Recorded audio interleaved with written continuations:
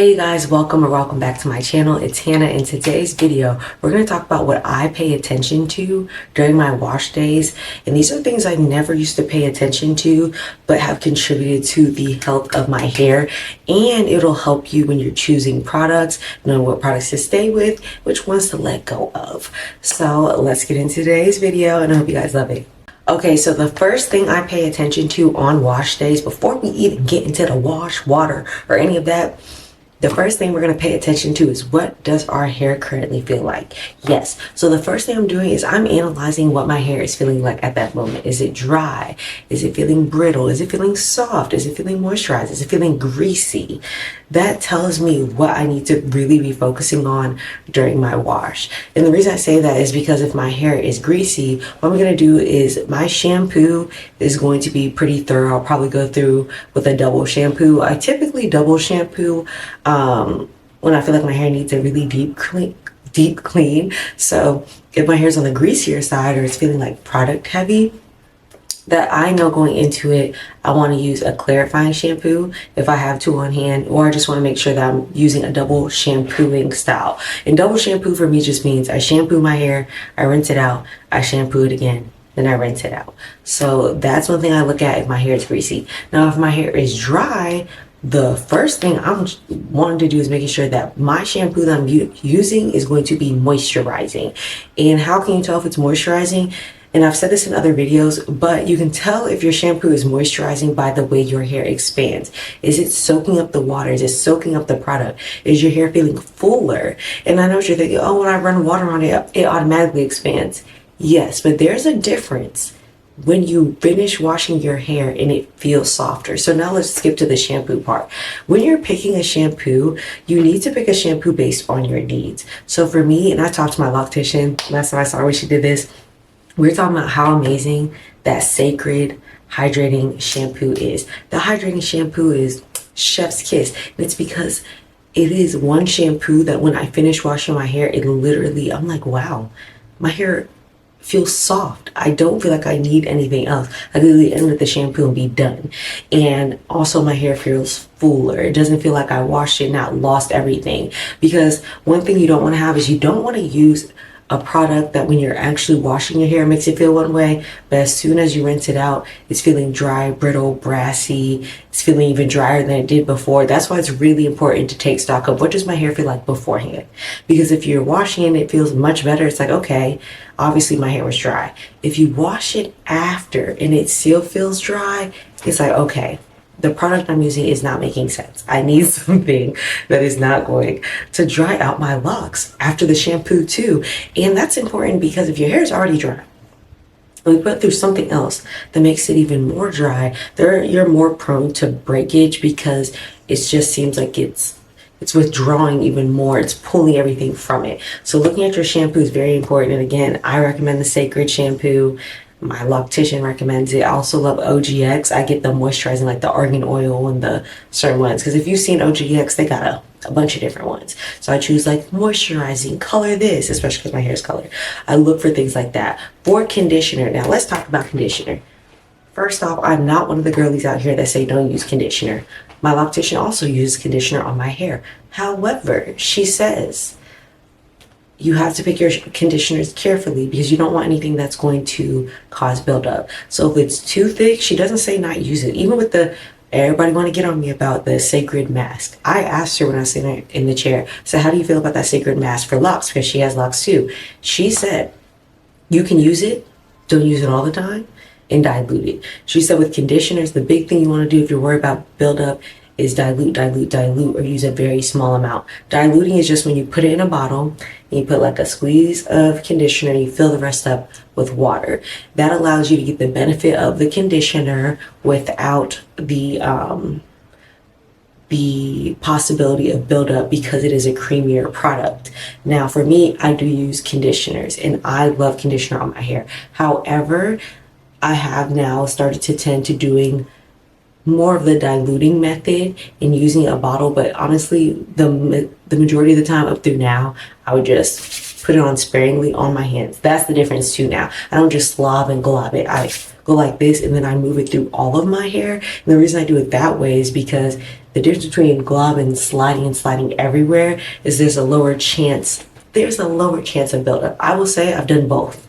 But where I am at in my journey and being so far along in the lock process, I will say the best thing that you should do is dilute it or use very sparingly and just spread it all through your hair and then rinse it out. That's what I would suggest for conditioner.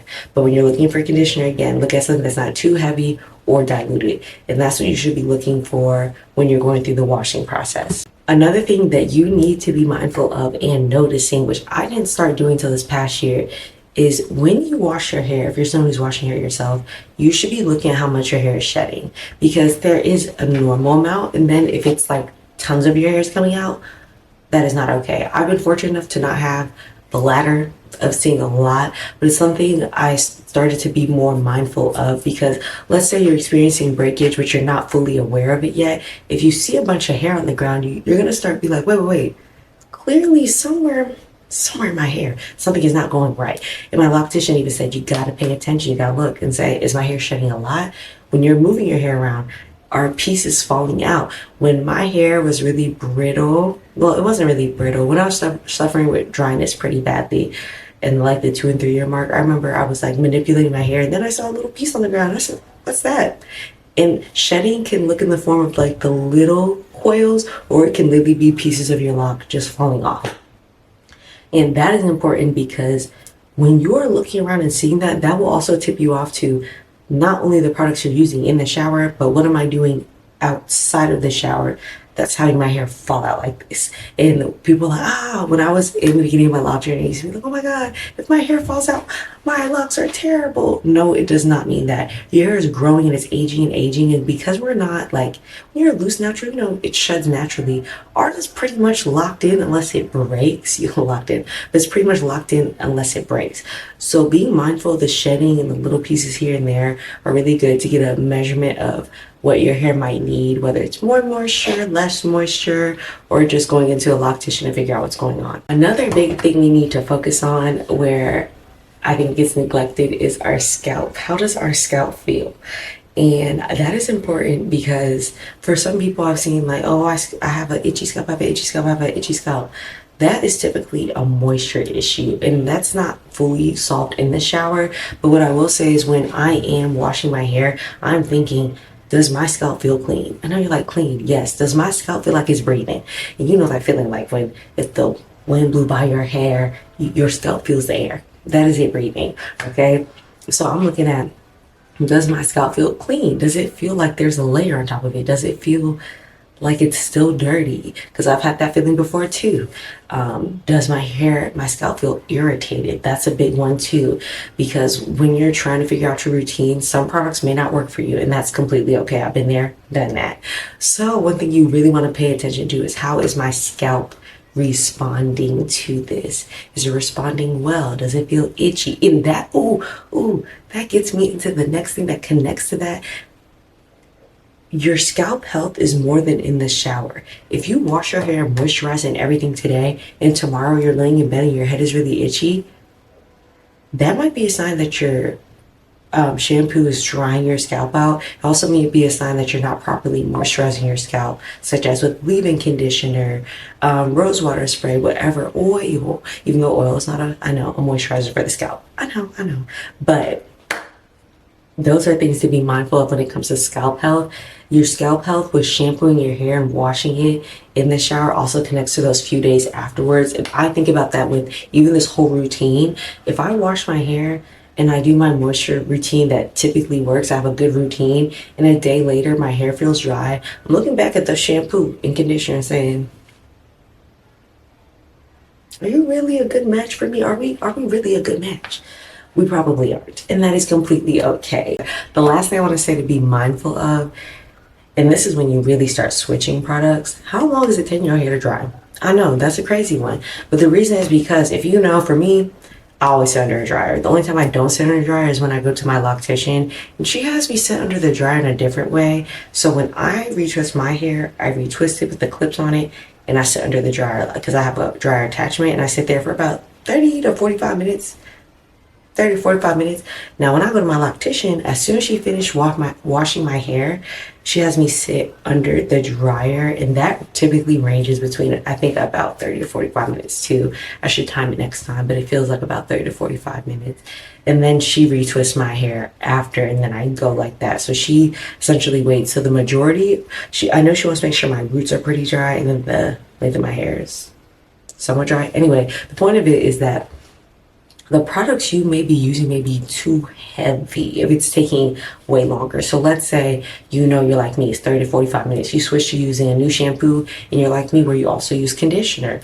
After that, you get in the dryer, and let's say it's taking an hour and your hair is still soaking wet. To me, that means the product I use is too heavy. That's just my personal one that I've used. That's just what I've noticed. And when I remove those products and I do my regular routine without it, and it goes back to normal, I'm like, okay, that was a problem. And I will say the one time, and I forget what line of products it was, I'll have to look it up, but there's one line of products I used that product, it took forever for my hair to dry, and I was like, that's okay, I tried there. I have a review somewhere, I might. But anyway, I used all their products. It took my hair forever to dry. And guess what I had? I had a bunch of, not buildup, what is it called? Residue. Oh my gosh. I had white flaky residue all over my hair, all over the lengths of my locks, my edges. It was bad. And I was like, I should have knew something was weird. I should have known that. But no, for real, I'm like, I should have known based on how long it took my hair to dry, because my hair doesn't take that long, which makes me think my hair was way down just getting out the shower. But that's one thing I definitely noticed about my hair. And in that week, y'all, I had to rewash my hair again, something like 2 to 3 days later. I wasn't even gonna get to the week mark. I said, I can't let this build up and this nastiness. I remember even touching my hair. That's another thing. This will be my last one.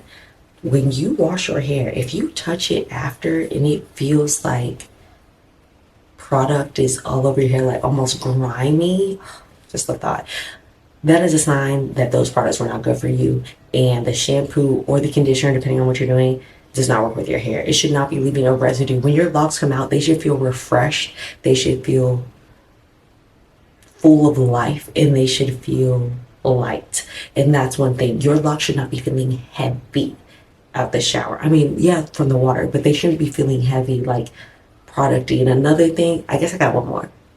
If you squeeze your hair and it turns white, that is causing buildup. Whatever you're using is causing buildup. You should never be getting out that shower, squeezing your hair and seeing white cream or residue in thickness or anything come to the surface. That is one of the clearest signs that those products are not working for you, or something that you're using even in like your daily routine is causing buildup.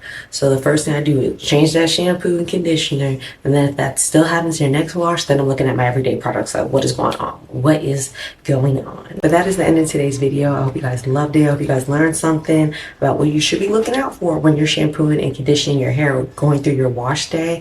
And I hope you guys are loving these videos, because I'm loving making them. This is actually fun. I really love telling you all about Locs Up, of what I've learned in my over 5 years.